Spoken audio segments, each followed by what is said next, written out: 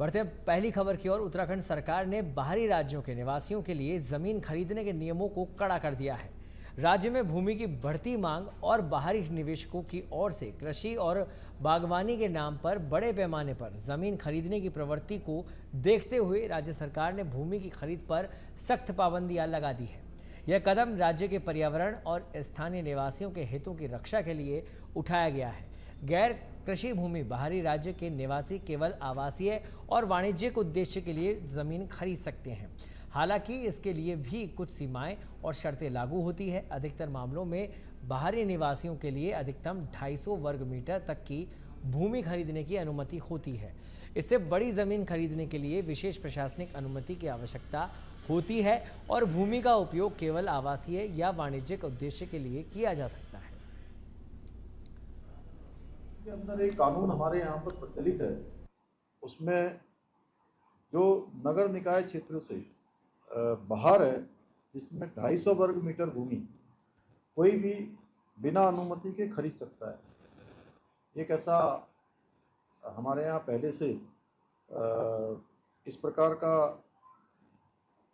प्रावधान बना हुआ है, लेकिन इसमें संज्ञान में आया है कि ये कानून बनने के बाद बहुत सारे लोगों ने अपने ही परिवार के अलग अलग नामों से कई सारे भूखंड खरीद लिए हैं, जो कि इन प्रावधानों को जिन उद्देश्यों के साथ इसका प्रावधान किया गया था उसके अंतर्गत नहीं आता है। और हम ऐसी सभी ज़मीनें जो इस प्रकार से खरीदी गई हैं उनका हम विवरण तैयार करा रहे हैं और ऐसे लोगों के विरुद्ध सख्त कार्रवाई की जाएगी। और जितनी भी ज़मीनें इस प्रकार की निकलेंगी, जिन्होंने जो प्रावधानों के अंतर्गत नहीं आते लेकिन ज़मीनें खरीदी हैं, वो सारी ज़मीनें राज्य सरकार में निहित की जाएंगी। देहरादून के भाजपा प्रदेश मुख्यालय में आज भाजपा के सदस्यता अभियान को लेकर मंडल स्तरीय समीक्षा बैठक हुई, जिसमें पार्टी के विधायक, सांसद, राज्यसभा सांसद और कई पदाधिकारी मौजूद हैं। बैठक को लेकर भाजपा प्रदेश अध्यक्ष महेंद्र भट्ट ने कहा कि जहां कम सदस्य बने वहां ज़्यादा सदस्य बनाने हैं और दूसरे चरण में किसान मोर्चा किसानों को, महिला मोर्चा महिलाओं को और युवा मोर्चा युवाओं को पार्टी के साथ जोड़ेगा। पूरे जिलों के जिला अध्यक्ष, जिला प्रभारी, सत्ताईस बड़े लोग बुलाए। अभी बैठक के बाद मैं पूरा आपके सामने विस्तार पूर्वक सारा विषय रखूंगा। सदस्यता हमारी खूब बड़ी है और जो हमारा लक्ष्य है उसके आगे हम बढ़ने वाले हैं। खबर उधम सिंह नगर के गदरपुर से है, जहां पर परगना मजिस्ट्रेट आशिमा गोयल ने कहा कि किसी भी समय नगर निकाय के चुनाव की घोषणा हो सकती है। चुनाव संबंधी प्रक्रिया पूरी कर ली गई है। चुनाव की घोषणा होते ही चुनाव संपन्न करा दिया जाएगा।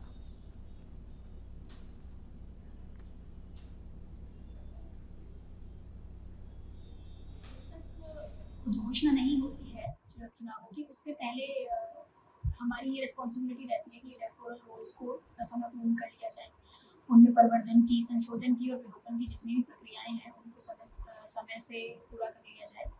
इसके अलावा हमने ये सारी प्रिपरेशंस भी कर ली हैं कि जैसे कि चुनाव नोटिफाई होते हैं तो जो भी मानवीय संसाधन की हमें ज़रूरत पड़ेगी, चाहे वो ट्रेनिंग के लिए हो, चाहे वो बाकी किसी अन्य आवश्यकता के लिए हो, तो उन सब का भी चुनाव कर उनको चुनकर एक सूची बना ली गई है। और तीसरा ये है कि जितना भी सिक्योरिटी का प्रिपरेशन रहता है इलेक्शन के दौरान, उसके लिए भी प्रिलिमिनरी लेवल की मीटिंग ली जा चुकी है। उत्तराखंड में भाजपा का युद्ध स्तर पर सदस्यता अभियान जारी है। सदस्यता अभियान के तहत भाजपा की मेंबरशिप 12 लाख के आंकड़े को पार कर चुकी है।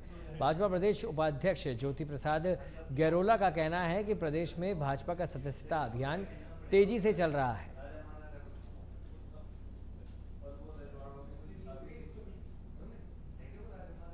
प्रदेश ने कल तक लगभग 12 लाख की सदस्यता को अचीव किया है। 25 सितंबर पंडित दीनदयाल उपाध्याय जी की जन्म जयंती के अवसर पर भारतीय जनता पार्टी ने संकल्प लिया था कि हम प्रत्येक बूथ पर जाकर 100 नए कार्यकर्ताओं को जोड़ने का काम करेंगे। लगभग कल के विशेष अभियान के बाद भारतीय जनता पार्टी 12 लाख की सदस्यता को पार किया है और मुझे लगता है कि आने वाले दिनों में भारतीय जनता पार्टी ने जो उत्तराखंड में लक्ष्य तय किया है, हम उस लक्ष्य को पार कर लेंगे। खबर चमोली जिले की, जहां बेरोजगार संगठन की ओर से 14 सूत्रीय मांगों को लेकर पीजी कॉलेज गोपेश्वर से लेकर मुख्य बाजार होते हुए जिला अधिकारी कार्यालय जोरदार प्रदर्शन किया गया। विभिन्न परीक्षाओं की तैयारी आपको बता दें, विभिन्न परीक्षाओं की तैयारी कर रहे बेरोजगार युवकों सरकार पर अनदेखी का आरोप लगाते हुए जोरदार नारेबाजी की। उत्तराखंड पुलिस कांस्टेबल में उम्र सीमा बढ़ाने, योग प्रशिक्षक की भर्ती, फॉरेस्ट गार्ड वेटिंग अभ्यर्थियों को जल्द नियुक्ति सहित 14 सूत्रीय मांगों को लेकर जोरदार प्रदर्शन किया गया। इस दौरान उन्होंने जिला अधिकारी के माध्यम से सूबे के मुख्यमंत्री को ज्ञापन भेज कार्यवाही करने की मांग की है। उन्होंने साफ तौर पर कहा कि यदि मांगों पर सकारात्मक पहल नहीं की जाती है तो यह आंदोलन और उग्र किया जाएगा। हमारे जो बेरोजगार संघ के जो हमारे पदाधिकारी हैं, बड़े भाई राम कांडवाल जी, वो लगभग 10 दिनों से देहरादून धरना स्थल पर भूख हड़ताल में बैठे हुए हैं। लेकिन हमारी सरकारें और हमारे नेता इतने 2 मिनट का समय तक उनके पास नहीं है। वो जम्मू कश्मीर जाते हैं और अलग अलग राज्यों में जाते हैं, लेकिन एक बेरोजगार संघ के मिलने के लिए उनके पास समय नहीं है। ये बहुत बड़ा दुर्भाग्य है। और बेरोजगार संघ का बहुत बहुत धन्यवाद कि इन्होंने इस रैली का आयोजन करवाया। और जो हमारी मांग है, सबसे पहली बात तो जो पुलिस की जो भर्ती है उसमें हम चाहते हैं कि उम्र सीमा में क्या हो जाए, छूट मिल जाए। कुछ बच्चे जैसे कि 2014 में, फिर 19 में भर्ती आती है और फिर 5-5 साल 6 साल बाद आती है भर्ती आती है, तो उस भर्ती के बाद फिर अन्य बच्चों को क्या नहीं मिल पाता है, मौका नहीं मिल पाता। तो हम चाहते हैं कि जो अन्य बच्चे अगर उनको और खबर देहरादून से है, जहां पर भारी बारिश के चलते सड़कें क्षतिग्रस्त हो गई है, जिसको 15 अक्टूबर तक गड्ढा मुक्त करने के निर्देश सीएम धामी ने अधिकारियों को दिए हैं। आपको बता दें, मुख्यमंत्री पुष्कर सिंह धामी ने चंद दिनों पहले आपदा प्रबंधन, राहत, पुनर्निर्माण कार्यों की समीक्षा करते हुए इस संबंध में निर्देश दिए थे, जिसको लेकर पीडब्ल्यूडी के एमडी ने बताया कि हमने पिछले माह से ही सड़कों को दुरुस्त करने का काम शुरू कर दिया है। आगामी 15 अक्टूबर तक सभी मार्गों को दुरुस्त कर लिया जाएगा और सड़कों को गड्ढा मुक्त किया जाएगा।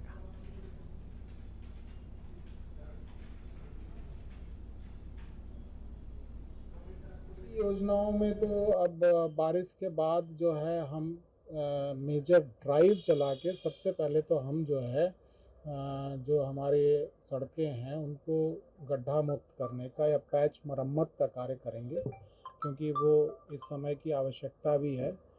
बारिश से काफ़ी क्षतियाँ हो गई हैं और हमने पहले भी कार्य योजना बनाई है, इस चीज़ पे हम काम कर रहे हैं।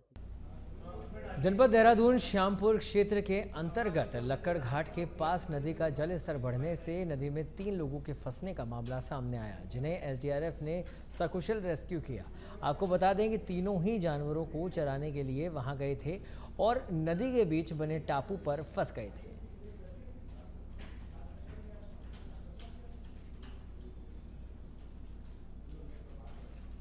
देहरादून के रेलवे स्टेशन पर जमकर बवाल हो गया। दरअसल दूसरे समुदाय की किशोरी से मिलने पहुंचे युवक को लोगों ने जमकर पीटा। आपको बता दें, इसके बाद 2 पक्ष आमने सामने आ गए और पथराव शुरू हो गया। स्थिति को काबू करने के लिए अतिरिक्त पुलिस बल को मौके पर बुलाया गया। इस घटना में पुलिस की गाड़ी समेत कुछ निजी वाहन क्षतिग्रस्त हुए, साथ ही कुछ लोगों को चोटें भी आई है। फिलहाल पुलिस ने मुकदमा दर्ज कर आगे की कार्रवाई शुरू कर दी है।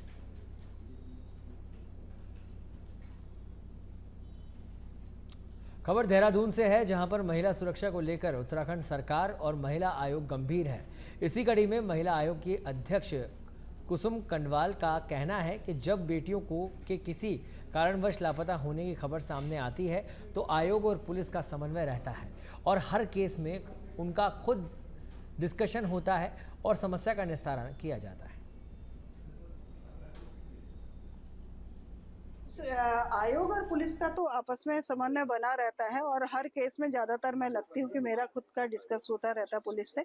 और बहुत सारे तो हमने जो आयोग के पास आते हैं उनका निस्तारण भी हम करवाते हैं। कई बार तो क्या होता है कि रात तक टेलीफोन आते हैं मुझे कि आज ये बेटी चली गई है, तो उसमें मैं संबंधित जो भी जिला होता है वहाँ के एसएसपी से बात करती हूँ और बहुत हम बेटियों को हम वापस लाए हैं। इसलिए मैं आपके माध्यम से कहना चाहती हूँ कि आज विभिन्न माध्यमों से बच्चे हमारे भटक जाते हैं सोशल मीडिया के माध्यम से, और भी कई बार क्या होता है कि कुछ लोग ऐसे होते हैं कि जो गांव में चले जाते हैं और फेरी के रूप में जाते हैं, तो उनकी पहचान नहीं हो पाती है, और हमारे जो पहाड़ की महिलाएं होती हैं, भोली वाली होती हैं, तो कहीं ना कहीं वो अपने उसमें बहला फुसला के उन्हें ले जाते हैं। तो इसको कैसी रोकथाम है, इससे सरकार भी इसमें काम कर रही है। माननीय प्रधानमंत्री नरेंद्र मोदी जी और माननीय मुख्यमंत्री जी की भी बिल्कुल महिलाओं को लेकर बहुत संवेदनशील है, और उत्तराखंड राज्य महिला आयोग पूरी तरह से।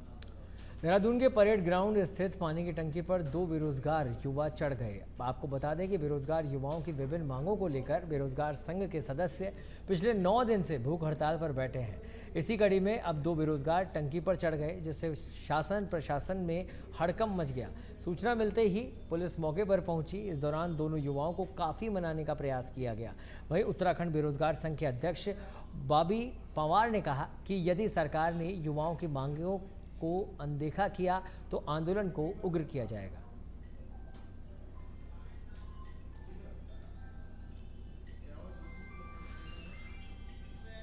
हमारे उत्तराखंड बेरोजगार संघ के 2 साथी पानी की टंकी पे चढ़ गए हैं। वो इसलिए कि सरकार द्वारा लगातार प्रताड़ित युवाओं को किया जा रहा है।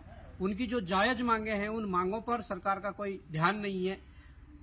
उत्तराखंड सरकार के मंत्री, मुख्यमंत्री, विधायक भले ही जम्मू कश्मीर, हरियाणा तक प्रचार करने चले जाएं, परंतु धरना स्थल पर युवाओं की पीड़ा को जानने वो नहीं जा रहे हैं। मैं कहना चाहूंगा कि जो युवाओं की जायज मांगे हैं, उन मांगों को यदि शीघ्र ही पूरा नहीं किया गया, युवाओं को न्याय नहीं दिया गया, तो आज मैं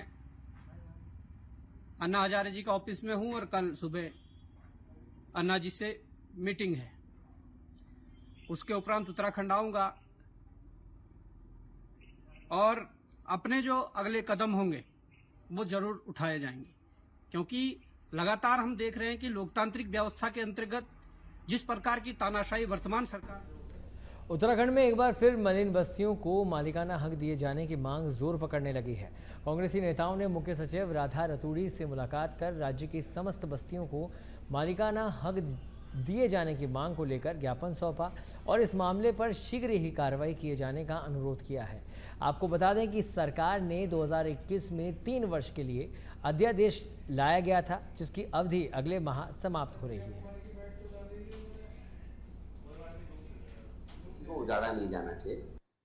नियम कानून अपनी जगह है। पहले भी पूरा तराए बसाया था हमारे गोविंद वल्लभ पंत जी ने, और कई ऐसी बस्तियां हैं जो कमजोर लोगों को जिनमें बसाया गया, उनके लिए बिजली, पानी इत्यादि, स्कूल इत्यादि की व्यवस्थाएं पुरानी सरकारों ने की। सरकार का काम केवल कानून का पालन करना नहीं है, कानून का पालन के साथ साथ यहाँ के नागरिकों का पालन करना, उनके लिए उचित व्यवस्थाएं करना, और जो हमारे 3 बेसिक नीड्स हैं, रोटी, कपड़ा और मकान, इसकी व्यवस्था करना सरकार का काम होता है। देखिए, हमारे पूरे प्रदेश भर में जो मलिन बस्तियां हैं, उनको लेके एक अध्यादेश जब लाया गया था 3 वर्ष के लिए बढ़ाया गया, जिसकी मियाद अब 21 अक्टूबर तक है।